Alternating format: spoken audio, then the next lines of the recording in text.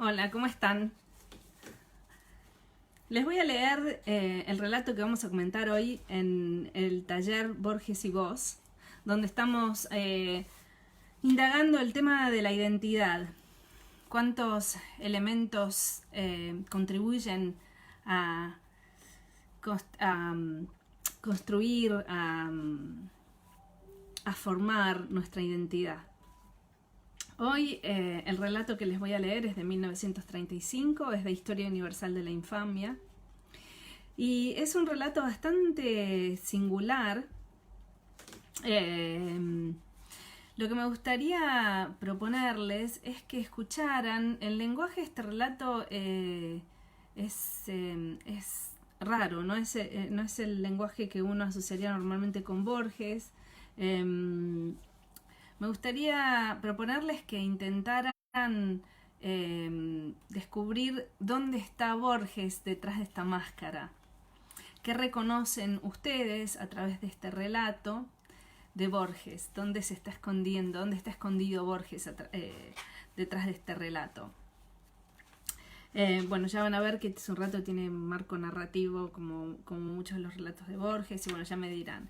El tema que estamos indagando a través de este relato esta semana, y después les voy a contar cuál es el otro que vamos a leer el jueves, es el tema de la identidad de género. Concretamente un tema muy importante en Borges que se repite muchísimo por todos lados, que es qué es ser hombre, versiones de la masculinidad, cómo se manifiesta la hombría, la masculinidad, y si esas dos cosas son lo mismo, si son diferentes, si son equivalentes. Bueno, hay muchas conversaciones que se pueden dar con respecto a este tema. La idea es ver en este relato cómo el lenguaje, las palabras, el lenguaje del cuerpo, cómo habitan los personajes el espacio, los códigos, el papel de las mujeres, el lugar social que ocupa este relato y que describe este relato. Bueno, sin más les voy a leer Hombre de la esquina rosada. A mí, tan luego, hablarme del finado Francisco Real. Yo lo conocí, y eso que estos no eran sus barrios, porque él sabía tallar más bien por el norte, por esos lados de la laguna de Guadalupe y la Batería. Arriba de 3 veces no lo traté, y esas en una misma noche, pero es noche que no se me olvidará, como que en ella vino la lujanera porque sí, a dormir a mi rancho, y Rosendo Juárez dejó, para no volver, el arroyo. A ustedes, claro, que les falta la debida experiencia para reconocer ese nombre, pero Rosendo Juárez, el pegador, era de los que pisaban más fuerte por Villa Santa Rita. Mozo acreditado para el cuchillo, era uno de los hombres de don Nicolás Paredes, que era uno de los hombres de Morel. Sabía llegar de lo más paquete al quilombo, en un oscuro con las prendas de plata. Los hombres y los perros lo respetaban, y las chinas también. Nadie ignoraba que estaba debiendo 2 muertes. Usaba un chambergo alto, de ala finita, sobre la melena grasienta. La suerte lo mimaba, como quien dice. Los mozos de la villa le copiábamos hasta el modo de escupir. Sin embargo, una noche nos ilustró la verdadera condición de Rosendo.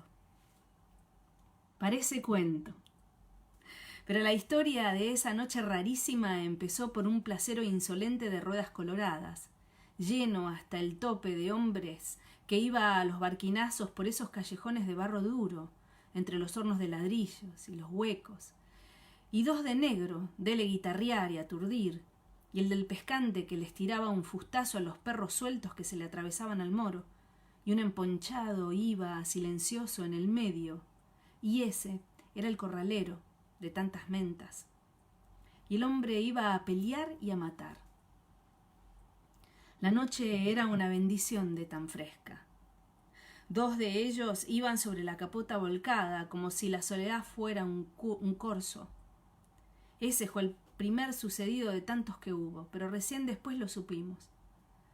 Los muchachos estábamos desde temprano en el salón de Julia, que era un galpón de chapas de zinc entre el camino de Gauna y el Maldonado. Era un local que usted lo visitaba de lejos por la luz que mandaba a la redonda del farol sinvergüenza. Y por el barullo también. La Julia, aunque de humilde color, era de lo más consciente y formal, así que nos faltaban musicantes, buen beberaje y compañeras resistentes para el baile.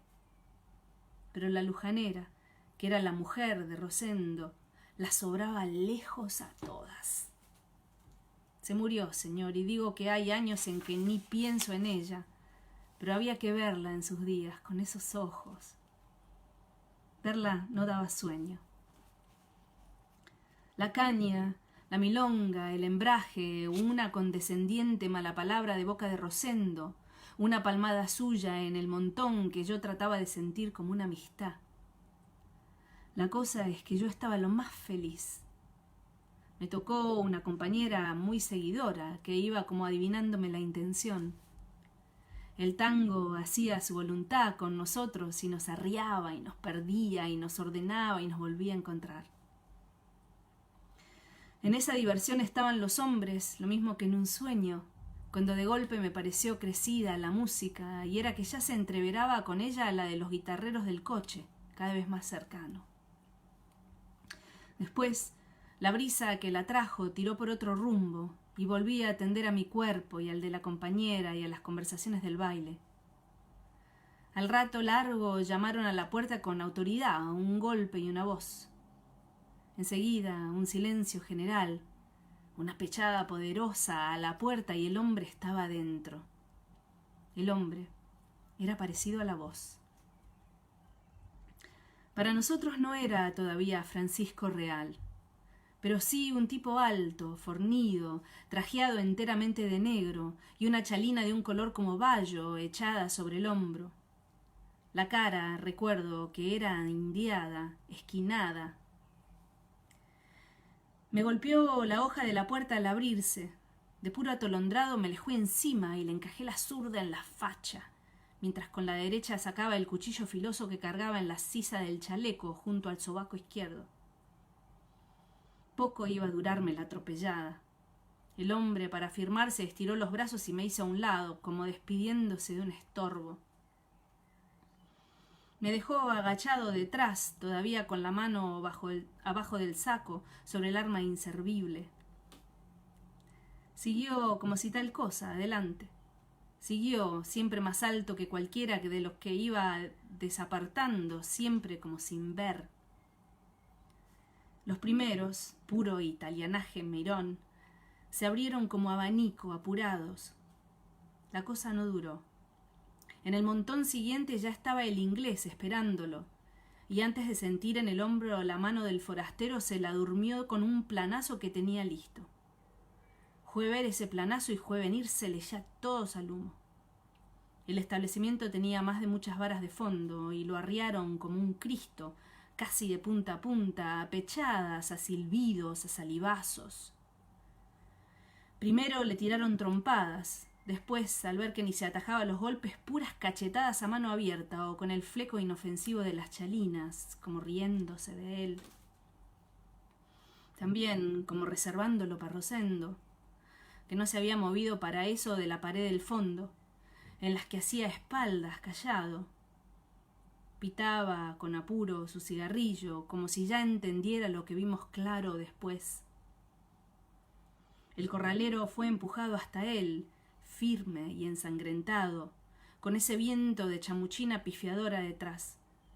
Silbado, chicoteado, escupido, recién habló cuando se enfrentó con Rosendo. Entonces lo miró y se despejó la cara con el antebrazo y dijo estas cosas. Yo soy Francisco Real, un hombre del norte. Yo soy Francisco Real, que le dicen el corralero. Yo les he consentido a estos infelices que me alzaran la mano porque lo que estoy buscando es un hombre. Andan por ahí unos bolaceros diciendo que en estos andurriales hay uno que tiene mentas de cuchillero y de malo, y que le dicen el pegador. Quiero encontrarlo para que me enseñe a mí, que soy naides, lo que es un hombre de coraje y de vista. Dijo esas cosas y no le quitó los ojos de encima. Ahora le relucía un cuchillón en la mano derecha que en fija lo había traído en la manga. Alrededor se habían ido abriendo los que empujaron y todos los mirábamos a los dos en un gran silencio. Hasta la jeta del mulato ciego que tocaba el violín acataba ese rumbo. En eso, oigo que se desplazaban atrás y me veo en el marco de la puerta 6 o 7 hombres, que serían la barra del corralero. El más viejo, un hombre apaisanado, curtido, de bigote entrecano, se adelantó para quedarse como encandilado por tanto embraje y tanta luz, y se descubrió con respeto. Los otros vigilaban, listos para adentrar a tallar si el juego no era limpio. ¿Qué le pasaba, mientras tanto, a Rosendo, que no lo sacaba pisoteando a ese balaquero? Seguía callado, sin alzarle los ojos. El cigarro no sé si lo escupió o si se le cayó de la cara. Al fin pudo acertar con unas palabras, pero tan despacio, que a los dos de la otra punta del salón no nos alcanzó lo que dijo. Volvió Francisco Real a desafiarlo y él a negarse. Entonces, el más muchacho de los forasteros silbó. La lujanera lo miró aborreciéndolo y se abrió paso con la crencha en la espalda entre el carreraje y las chinas. Y se fue a su hombre y le metió la mano en el pecho y le sacó el cuchillo desenvainado y se lo dio con estas palabras: Rosendo, creo que lo estarás precisando. A la altura del techo había una especie de ventana alargada que miraba al arroyo. Con las 2 manos recibió Rosendo el cuchillo y lo filió como si no lo reconociera. Se empinó de golpe hacia atrás y voló el cuchillo derecho y fue a perderse afuera en el Maldonado. Yo sentí como un frío. De asco no te carneo, dijo el otro, y alzó para castigarlo la mano. Entonces la lujanera se le prendió y le echó los brazos al cuello y lo miró con esos ojos y le dijo con ira: déjalo a ese, que nos hizo creer que era un hombre. Francisco Real se quedó perplejo un espacio y luego la abrazó como para siempre y les gritó a los musicantes que le metieran tango y milonga y a los demás de la diversión que bailáramos. La milonga corrió como un incendio de punta a punta. Real bailaba muy grave, pero sin ninguna luz, ya pudiéndola. Llegaron a la puerta y gritó: «Vayan abriendo cancha, señores, que la llevo dormida», dijo, y salieron 100 con 100, como en la marejada del tango, como si los perdiera el tango. Debí ponerme colorado de vergüenza. Di unas vueltitas con alguna mujer y la planté de golpe. Inventé que era por el calor o por la apretura y fui orillando la pared hasta salir. Linda la noche. ¿Para quién? A la vuelta del callejón estaba el placero con un par de guitarras derechas en el asiento, como cristianos. Entré a amargarme de que las descuidaran así, como si ni para recoger changangos sirviésemos. Me dio coraje de sentir que no éramos naides. Un manotón a mi clavel de atrás de la oreja y lo tiré a un charquito, y me quedé un espacio mirándolo como para no pensar en más nada. Yo hubiera querido estar de una vez en el día siguiente. Yo me quería salir de esa noche. En eso me pegaron un codazo que fue casi un alivio. Era Rosendo, que se escurría solo del barrio. «Vos siempre has de servir de estorbo, pendejo», me rezongó al pasar, no sé si para desahogarse o ajeno. Agarró el lado más oscuro, el del Maldonado. No lo volví a ver más. Me quedé mirando esas cosas de toda la vida. Cielo hasta decir basta, el arroyo que se emperraba solo ahí abajo, un caballo dormido, el callejón de tierra, los hornos, y pensé que yo era apenas otro yuyo de esas orillas, criado entre las flores de sapo y las osamentas. ¿Qué iba a salir de esa basura sino nosotros, gritones pero blandos para el castigo, boca y atropellada no más? Sentí después que no, que el barrio, cuanto más aporreado, más obligación de ser guapo. ¿Basura? La milonga dele loquear y dele bochinchar en las casas y traía olor a madreselvas el viento. Linda al ñudo la noche. Había de estrellas como para marearse mirándolas, una encima de otras. Yo forcejeaba por sentir que a mí no me representaba nada el asunto, pero la cobardía de Rosendo y el coraje insufrible del forastero no me querían dejar. Hasta de una mujer para esa noche se había podido aviar el hombre alto. Para esa y para muchas, pensé, y tal vez para todas, porque la lujanera era cosa seria. Sabe Dios qué lado agarraron. Muy lejos no podían estar. A lo mejor ya se estaban empleando los dos en cualesquiera cuneta. Cuando alcancé a volver, seguía como si tal cosa el bailongo. Haciéndome el chiquitito me entreveré en el montón y vi que alguno de los nuestros había rajado y que los norteros tangueaban junto con los demás. Codazos y encontrones no había, pero sí recelo y decencia. La música parecía dormilona. Las mujeres que tangueaban con los del norte no decían «esta boca es mía». Yo esperaba algo, pero no lo que sucedió. Afuera oímos una mujer que lloraba y después la voz que ya conocíamos, pero serena, casi demasiado serena, como si ya no fuera de alguien, diciéndole «Entrá, mija», y luego otro llanto, luego la voz como si empezara a desaparecerse, a desesperarse. «Abrí, te digo, abrí, guacha arrastrada, abrí, perra». Se abrió en eso la puerta tembleque y entró la lujanera sola. Entró mandada, como si viniera arriándola a alguno. «La está mandando un ánima», dijo el inglés. «Un muerto, amigo», dijo entonces el corralero. El rostro era como de borracho. Entró y en la cancha que le abrimos todos como antes dio unos pasos mareados, altos, sin ver, y se fue al suelo de una vez, como poste. Uno de los que vinieron con él lo acostó de espaldas y le acomodó el ponchito de almohada. Esos auxilios lo ensuciaron de sangre. Vimos entonces que traía una herida fuerte en el pecho. La sangre le encharcaba y ennegrecía un lengue punzó que antes no le observé porque lo tapó la chalina. Para la primera cura una de las mujeres trujo caña y unos trapos quemados. El hombre no estaba para explicar. La lujanera lo miraba como perdida, con los brazos colgando. Todos estaban preguntándose con la cara y ella consiguió hablar. Dijo que luego de salir con el corralero se fueron a un campito y que en eso cae un desconocido y lo llama como desesperado a pelear y le infiere esa puñalada y que ella jura que no sabe quién es y que no es Rosendo. ¿Quién le iba a creer?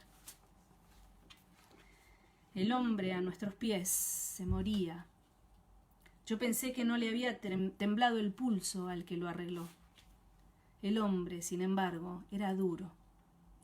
Cuando golpeó, la Julia había estado cebando unos mates y el mate dio la vuelta redonda y volvió a mi mano antes que falleciera. «Tápenme la cara», dijo despacio cuando no pudo más. Solo le quedaba el orgullo y no iba a consentir que le curiosearan los visajes de la agonía. Alguien le puso encima el chambergo negro, que era de copa altísima. Se murió abajo del chambergo, sin queja. Cuando el pecho acostado dejó de subir y bajar, se animaron a descubrirlo. Tenía ese aire fatigado de los difuntos. Era de los hombres de más coraje que hubo en aquel entonces, desde la batería hasta el sur. En cuanto lo supe muerto y sin habla, le perdí el odio. «Para morir no se precisa más que estar vivo», dijo una del montón, y otra, pensativa también, «tanta soberbia el hombre y no sirve más que para juntar moscas». Entonces los norteros fueron diciéndose una cosa despacio, y dos a un tiempo la repitieron fuerte después. Lo mató la mujer. Uno le gritó en la cara si era ella, y todos la acercaron. Yo me olvidé que tenía que prudenciar, y me las atravesé como luz. De atolondrado, casi pelo el fillingo. Sentí que muchos me miraban, para no decir todos. Dije, como con sorna, fíjense en las manos de esa mujer, qué pulso ni qué corazón va a tener para clavar una puñalada. Añadí, medio desganado de guapo, ¿quién iba a soñar que el finao, que según dicen era malo en su barrio, fuera a concluir de una manera tan bruta y en un lugar tan enteramente muerto como este, ande no pasa nada, cuando no cae alguno de afuera para distraernos y se queda por la escupida después? El cuero no le pidió viaba a ninguno. En eso iba creciendo en la soledad un ruido de jinetes. Era la policía. Quien más, quien menos, todos tendrían su razón para no buscar ese trato, porque determinaron que lo mejor era traspasar el muerto al arroyo. Recordarán ustedes aquella ventana alargada por la que pasó en un brillo el puñal. Por ahí pasó después el hombre de negro. Lo levantaron entre muchos, y de cuánto centavo y cuánta soncera tenía lo aligeraron esas manos, y alguno le achó un dedo para refalarle el anillo. Aprovechadores, señor, que así se le animaban a un pobre disjunto indefenso, después que lo arregló otro, más hombre. Un envión y el agua correntosa y sufrida se lo llevó. Para que no sobrenadara, no sé si le arrancaron las vísceras, porque preferí no mirar. El de bigote gris no me quitaba los ojos.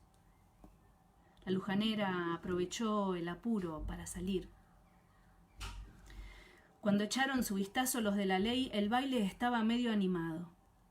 El ciego del violín les sabía sacar unas habaneras de las que ya no se oyen.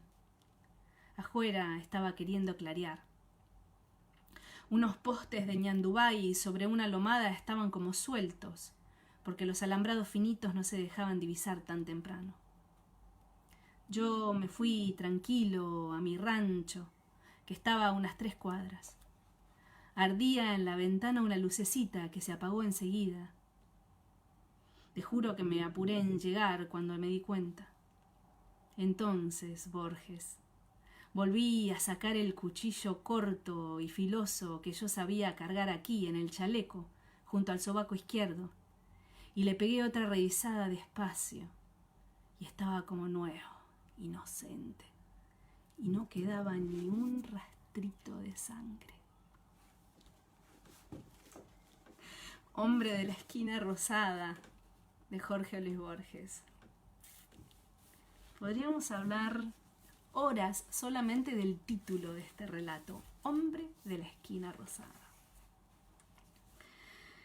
A mí me encanta este relato, a pesar de ser un relato fuera de lo común dentro de la obra de Borges.